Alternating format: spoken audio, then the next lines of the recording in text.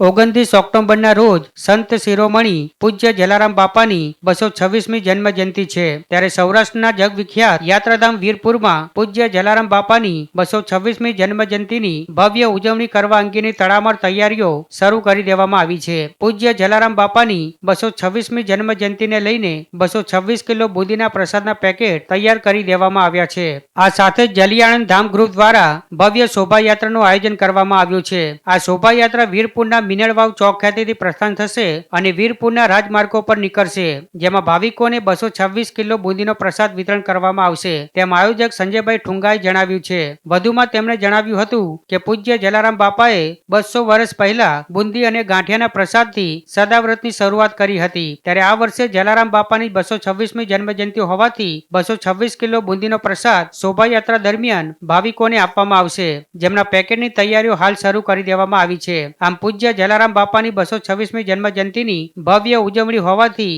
વીરપુર વાસીઓ તેમજ ભક્તોમાં પણ અનેરો ઉત્સાહ જોવા મળી રહ્યો છે.